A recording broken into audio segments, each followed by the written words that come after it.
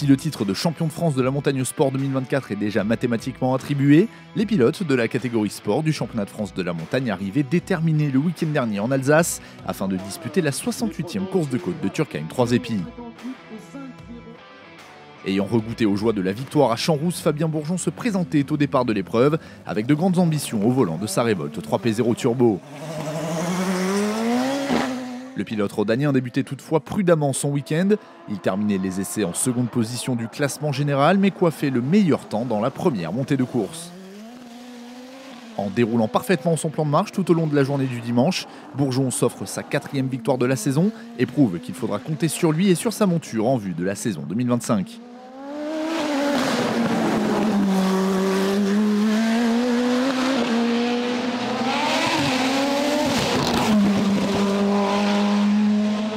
Week-end hyper satisfaisant, ça fait du bien de gagner à Turckheim et ça fait du bien d'enchaîner 2 victoires consécutives. Ça n'a pas été un week-end chirurgical pour nous, j'ai fait un tête à queue samedi, une petite touchette qui abîmait un petit peu l'aéro à l'avant dimanche, mais les conditions étaient hyper chaudes et les chronos sont quand même au rendez-vous face à la concurrence. Donc voilà, c'est toujours un gros challenge Turckheim.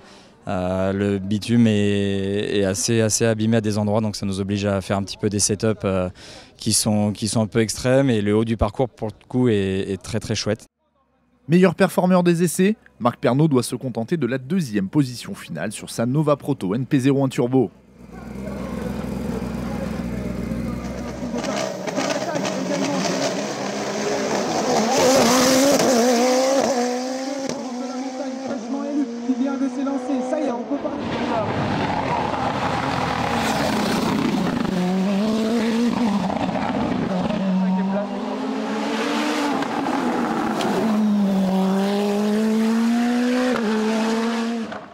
Comme à Champs-Rousses, Maxime Doja prend la 3e place du classement général sur sa Revolt 3P0 Turbo et est le meilleur jeune de la catégorie sport à Turckheim.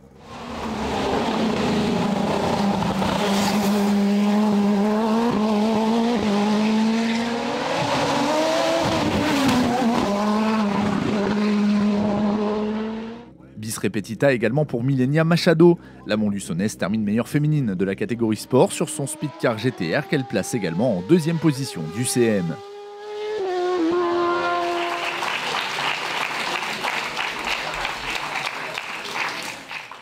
Vainqueur de l'épreuve en 2022, Corentin Stark faisait son retour sur le sol français. Victime de plusieurs soucis mécaniques, il termine tout de même 4e du général sur sa Nova Proto NP01 V8.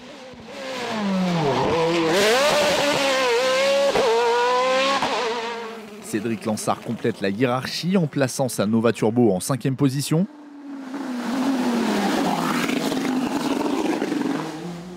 Sébastien Jacquemin termine 6e du E2SC 3A et 7e au général.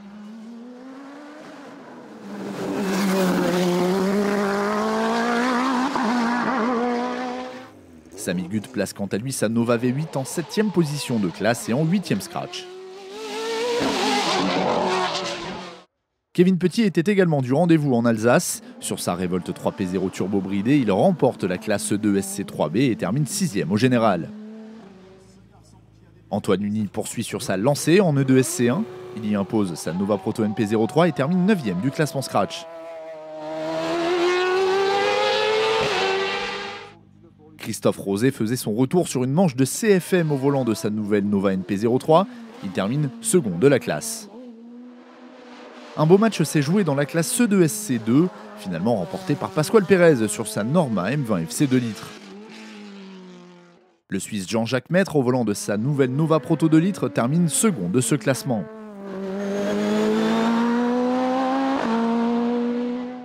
Première victoire dans le groupe CN cette saison pour Olivier Berreur, qui s'impose au volant de sa Norma M20 FC CN+, et qui termine 10e du général.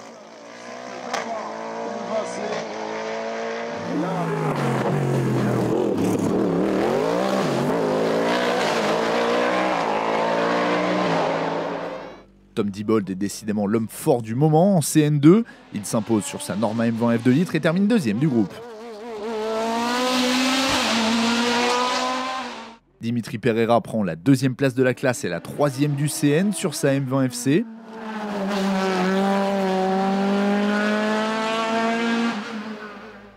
La hiérarchie du CN2 est complétée par William Pommery, 3e lui aussi au volant d'une EFC.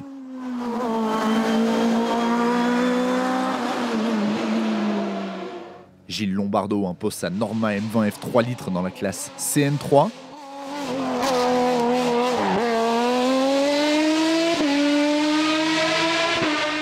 Il y devance la Funio SP05 de David Braunstein, second de ce classement. Le Belge Anthony Daran remporte le CM sur son Tracking RC01B à la carrosserie Peugeot 508.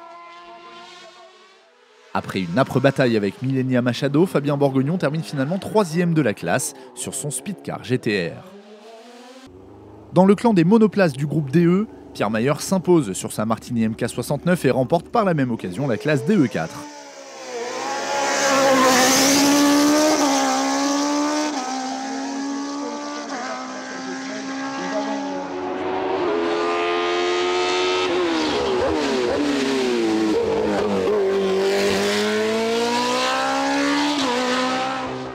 Un tir groupé de Formule 3 complète la hiérarchie du groupe avec dans un premier temps le vainqueur du DE5S, Ludovic Cholet sur sa Dallara F308.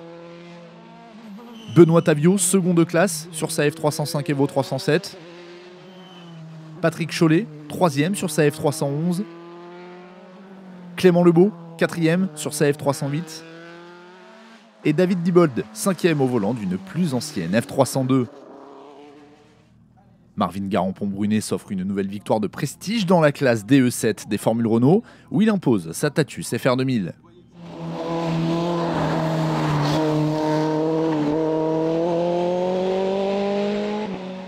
Thierry Bertin renoue avec le podium de classe en terminant second sur sa Caparo.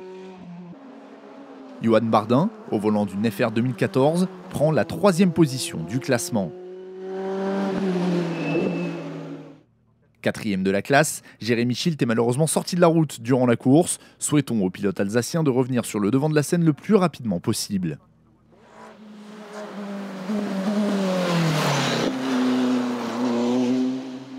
La classe DE8 n'était pas en reste à Turkheim. David Mayer s'y impose sur sa Tatus Formula Master. Autre Formula Master présente, celle de Roland Trompe. Le pilote lorrain termine 2e de la classe. Signalons enfin la très jolie performance de Jackie Bonneau au volant de sa Dallara F390. Ce dernier termine 3e du classement général de la catégorie VHC Sport.